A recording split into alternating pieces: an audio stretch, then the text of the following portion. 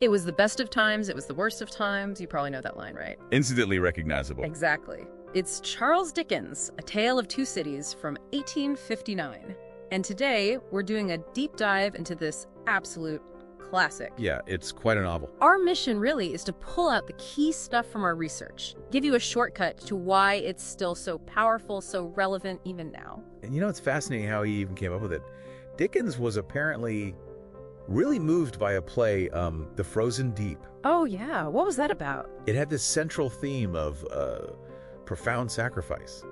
And Dickens, well, he took those ideas, sacrifice, redemption, even rebirth, and just brilliantly set them against the French Revolution. So not just a story then, he did his homework. Oh, absolutely. He dug into Thomas Carlyle's History of the French Revolution to make sure the historical backdrop felt real. And that context is just so vital for this book, isn't it? Because France and Britain back then, completely different worlds almost. Totally. Think about Paris around 1789. Huge city, Enlightenment ideas buzzing everywhere, reason, liberty, all that. But ruled by? By an incredibly unfair monarchy. Yeah. Common people, crushed by taxes. The gap between rich and poor was immense. So the tension built and built. Leading to the Bastille. Exactly. July 14, 1789. Storming the Bastille became the symbol of throwing off that royal tyranny, kicked off, a whole decade of chaos. Yeah, the monarchy falls, the reign of terror, the guillotine, and then Napoleon. It's amazing how Dickens shows both sides, though. He does. He criticizes the cruelty of the nobles, definitely. But he also shows the horror of the mob violence, warns how it just spirals. Meanwhile, London's got its own thing going on. The Industrial Revolution is starting up. Right, so cities are exploding, factories, and huge numbers of poor workers crammed into awful conditions. Yeah. Britain avoided a revolution like France's. It was a constitutional monarchy, but it still had massive class problems. So you've got these two settings, Paris erupting, London simmering. Perfect stage. And that stage is set for this incredible plot, running from, 1775 to 1793. It's all about lives getting tangled up. It really is. Starts with Dr. Manette.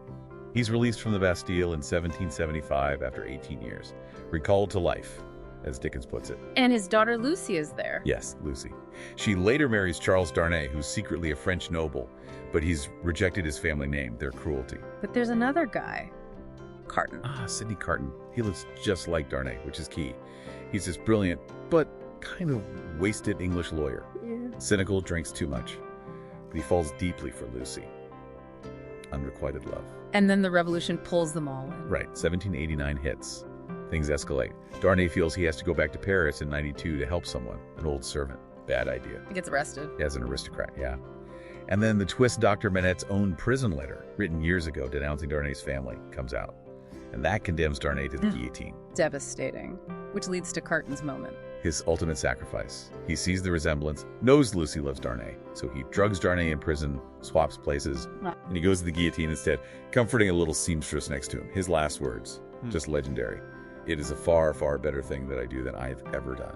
It's this incredible act of love against all the hate. So pulling back, the big themes Dickens is playing with, resurrection is huge. Definitely. Manette's return, Carton's transformation from zero to hero, his spiritual rebirth through sacrifice, even the idea of a renewed Paris after the terror. And sacrifice itself, the cost of change. Yeah, personal cost, national cost. Carton has to sacrifice his old self, literally his life, for something meaningful to happen. And duality. It's right there in the title. Everywhere. Best times, worst times, London versus Paris, Darnay the good noble, Carton the redeemed cynic, and the women. Lucy and Madame Defarge. Such a stark contrast. Exactly. Lucy is all compassion, love the golden thread, connecting people, healing them. Madame Defarge, cold, driven by revenge, always knitting that list. Still hit list. Basically, yeah. Knitting the names of enemies, she embodies that relentless vengeance her family suffered under the old regime.